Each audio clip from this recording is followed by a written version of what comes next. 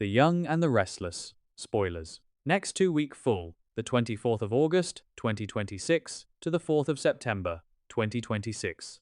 Hey everyone, welcome back to the channel. Today is Tuesday, and honestly, the sun is shining but the drama in Genoa City is absolutely storming right now. I've got my third cup of coffee right here because we have so much to talk about today.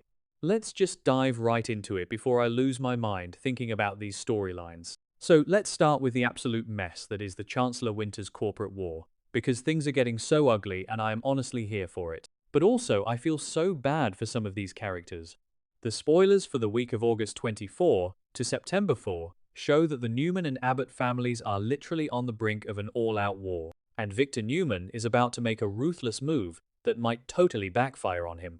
But before we get to Victor's crazy mob boss behavior, we have to talk about Lily Winters and what she is doing to Holden Novak. Lily is putting Holden in a terrible, terrible position. She is officially forcing him to pick a side in this massive war for Chancellor. And honestly, what is Lily thinking? Holden just found out that Malcolm Winters is his biological father. The poor guy is just trying to figure out his place in this massive, complicated legacy family, and now his half-sister is treating him like a pawn on a chessboard. But Lily is ruthless right now. She is so furious about Billy claiming that Jabot legally owns Chancellor because of that ancient decades-old loan from John Abbott to Philip Chancellor. She is so desperate to stop Billy that she is dragging everyone into the mud with her, and Billy isn't making it any easier.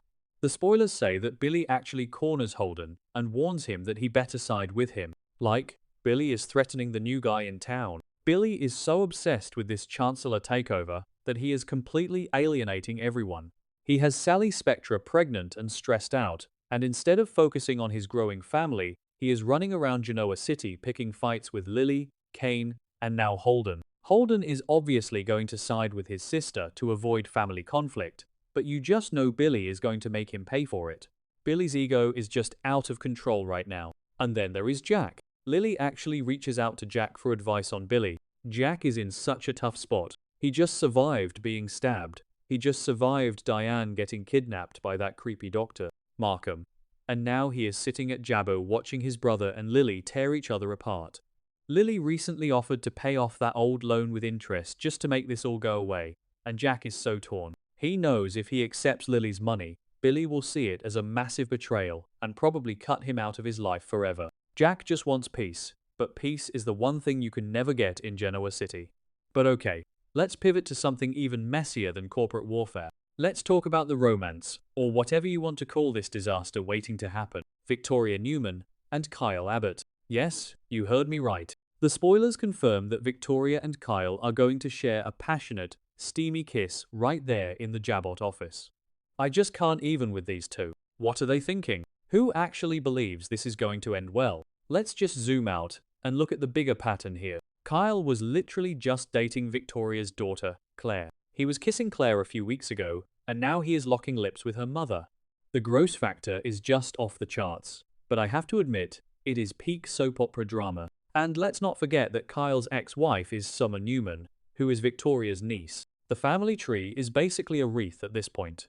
So they are in Jack's office, the tension is building, they are doing that whole banter thing where Victoria tells Kyle she wants to knock his arrogance into pieces, and then boom, they kiss. And of course, because they know how incredibly wrong and taboo this is, they decide to keep it a secret. But let's be real, secrets do not exist in Genoa City. The spoilers are teasing that someone might have seen them together. Who could it be? If it's Claire, her heart is going to be absolutely broken. She has been through so much trauma, and finding out her mum is hooking up with her ex-boyfriend might actually destroy her. Or, what if Victor finds out? Victor hates Abbott men with a burning passion. If Victor finds out his daughter is sleeping with Jack Abbott's son, he might actually have a heart attack. The fallout from this kiss is going to be nuclear, and I am counting down the days until this secret blows up in their faces. Moving on to some slightly better news, at least for one character. Nate Hastings is finally getting surgery on his hand. This is huge. If you guys have been following this for a while, you know Nate's medical career ended because of his hand injury, and he completely transformed into this ruthless corporate shark. He betrayed Devon, he alienated his family, and he was just miserable to watch for a long time. But recently, after Devon shocked everyone by leaving Winters to start a non-profit, Nate got inspired. He realized he hates the corporate world, and he misses being a doctor. So now, Nate is going under the knife, and he is getting support from Stephanie Simmons. I really love this dynamic. Stephanie is Holden's mom, and she has deep ties to Genoa City because she was best friends with Nate's mom, the late doctor, Olivia Winters. Having Stephanie there to support Nate during this massive, life-changing surgery is such a beautiful, full-circle moment for the show. It feels like the writers are finally remembering the history of these characters. Nate becoming a surgeon again is exactly what he needs to redeem himself. But of course, this is a soap, so I have to wonder if there are some romantic sparks flying between Nate and Stephanie. It would complicate things for sure, but maybe it's exactly what they both need. Alright, let's take a deep breath because we need to talk about Nick Newman. Nick is back in rehab, and things are getting really intense. A few episodes ago, Nick checked himself out of rehab, hit absolute rock bottom, and was literally doing fentanyl at a dingy motel with this mysterious woman named Marie Kirkland. It was so dark and so hard to watch. But now, the spoilers show that Nick and Marie are both in the rehab center together, and they are bonding. They are doing jigsaw puzzles and talking about recovery. I am so torn on this. On one hand, it's great that Nick is determined to recover this time. He wants his life back. But on the other hand, is Marie really the right person for him to be bonding with? They enabled each other's drug use just a few days ago. Trauma bonding in rehab rarely ends well on this show. I feel like Marie is hiding something, or maybe she is just as broken as Nick, and they are going to end up pulling each other back down into the darkness. I guess we just have to wait and see. But the real drama with Nick's recovery is happening outside the rehab walls. Nikki is terrified for her son. She has been putting on a brave face, but she is crumbling inside. So Nikki comes up with a surprisingly rational idea. She suggests to Victor that they ask Jack Abbott to help Nick with his recovery. And honestly, it makes total perfect sense. Jack is a recovering addict. He has been through the absolute lowest of the lows with pills, and he knows exactly what Nick is going through. Jack could be an amazing sponsor or mentor for Nick right now, but what does Victor do? Victor completely rejects the idea. He shuts Nikki down immediately. Why? Because Victor's ego is so massive, and his hatred for Jack Abbott is so petty, that he would rather see his son struggle alone than ask his rival for help. I mean, seriously? What is wrong with this man? Your son almost died from an overdose, and you are still playing these childish games with Jack Abbott? It is so frustrating to watch. Victor claims he loves his family more than anything, but his pride always comes first. Nikki must be so exhausted dealing with him. And speaking of Victor's terrible, horrible, no good, very bad decisions, we have to talk about the biggest, craziest spoiler of the week. Matt Clark has vanished. He is completely missing. Phyllis Summers, who recently gave Matt a job and was getting way too close to him, is absolutely freaking out. She is storming around town, demanding answers from Victor, because she knows Victor had something to do with it.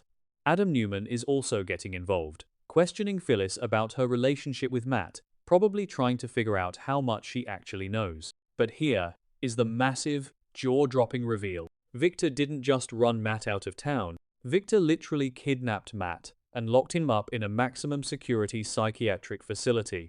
But not just any facility. He locked him in the exact same facility where Patty Williams is currently being held while she awaits trial. Okay, let's just pause and process this. Victor Newman, acting like a literal mob boss, bypasses the police, bypasses the justice system, and throws a man into a secret psych ward. And he puts him in the same building as Patty Williams. Patty Williams, the woman who just spent the last few months terrorizing Genoa City, the woman who kidnapped Abby and baby Dominic, the woman who stabbed Jack Abbott and almost killed him, the woman who faked Diane's mental breakdown. Patty is completely, violently unhinged. And Matt Clark is a manipulative, dangerous psychopath who has tortured the Newman family for years. What were the writers thinking? Actually, no, I know exactly what they were thinking. They are setting up the most epic, disastrous team-up in the history of this show. The spoilers literally say that Matt and Patty might team up and find a way to escape. Of course they are going to escape. You do not put two of the most dangerous villains in the same building and expect them to just sit quietly in their cells. They are going to manipulate the guards, they are going to start a riot, they are going to break out, and they are going to rain absolute hellfire down on Genoa City. And the best part? It is entirely Victor's fault. Victor thought he was being so smart, so ruthless, taking care of the Matt Clark problem quietly. But his ruthless move is going to backfire so badly. He just handed Patty Williams a brilliant, manipulative partner in crime. When these two break out, no one is safe. Sharon is going to be in danger. Nick is going to be in danger. Jack, Ashley, Diane. The entire town is going to pay the price for Victor's arrogance. And then there is Phyllis. Phyllis is demanding answers. But what is she going to do when she finds out the truth? Phyllis always falls for the bad guys. She always gets drawn into the darkness. Is she going to try to rescue Matt? Is she going to get caught in the crossfire when Matt and Patty escape? Phyllis is already on thin ice with everyone in town, and aligning herself with Matt Clark is just going to destroy whatever credibility she has left. Adam is right to be questioning her. Adam knows how dangerous Matt is, and he knows Phyllis is a loose cannon. Honestly, the fans on social media are going to lose their minds over this. We have been complaining for months that the storylines were moving too slow, and now suddenly we have corporate wars, taboo office hookups, rehab drama, and a supervillain prison break, all happening at the exact same time. It is chaotic, it is messy, it is clunky in places, but I can't look away. I just keep thinking about the ripple effects of all this. If Matt and Patty escape, the Newman and Abbott families are going to have to stop fighting each other and actually work together to survive. But how can they do that when Lily and Billy are at each other's throats over Chancellor? How can they do that when Victoria is sleeping with Kyle?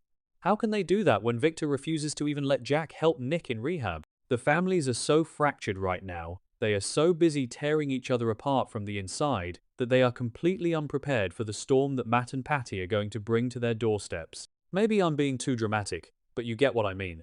The stakes haven't been this high in a really long time. I am honestly a bit tired just trying to keep track of who is betraying who today, but I still care so much about these characters. I want Nick to get sober. I want Nate to save lives again. I want Jack to just have one peaceful week with his family.